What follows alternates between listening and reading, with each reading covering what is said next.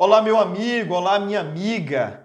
Eu quero pensar com você sobre eleições e a vontade de Deus. Eu sei muito bem que algumas pessoas já estão saturadas dos assuntos políticos, mas eu quero lhe pedir, não desista de assistir o vídeo, porque eu quero aqui trazer importantes reflexões sobre a vontade de Deus nas eleições. Será que todo candidato eleito em uma eleição foi eleito segundo a vontade de Deus? Será que todo candidato eleito em uma eleição foi eleito pelo querer divino? Vamos fazer a leitura de Romanos capítulo 13, verso 1 e compreender melhor isso? Paulo diz assim: toda alma esteja sujeita às autoridades superiores, porque não há autoridade que não venha de Deus, e as autoridades que há foram ordenadas por Deus.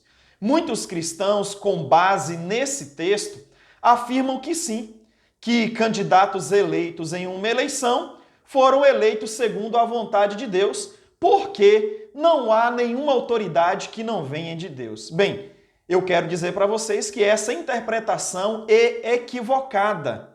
Nem sempre um candidato é eleito segundo a vontade de Deus, segundo o querer de Deus. Vamos entender as palavras de Paulo aqui nesse texto e nesse contexto.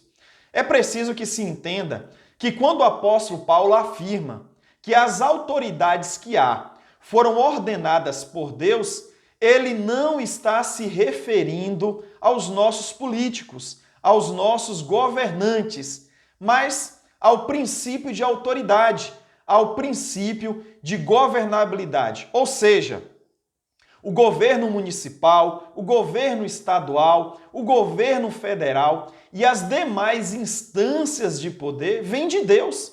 Foram ordenadas por Deus, visando a nossa organização social, a promoção do bem, a punição do mal. Sim, ok. Governo municipal, governo federal, as demais instâncias de poder ordenadas por Deus. Mas os governantes que lá estão nem sempre são estabelecidos, eleitos segundo a vontade do Todo-Poderoso. Bem, é só lembrar, senhores, das cruéis e corruptas lideranças fascistas e comunistas do século XX, como, por exemplo, o senhor Hitler, Mussolini, Stalin. De forma nenhuma, estas figuras foram eleitas e escolhidas segundo a vontade de Deus. De forma nenhuma, segundo o fruto de uma vontade divina.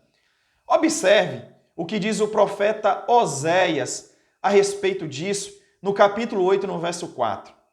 Ele diz assim: eles instituíram reis sem o meu consentimento, escolheram líderes sem a minha aprovação. O que Oséias está dizendo? Oséias está dizendo que nem sempre pessoas eleitas pelo povo foram eleitas segundo a vontade de Deus.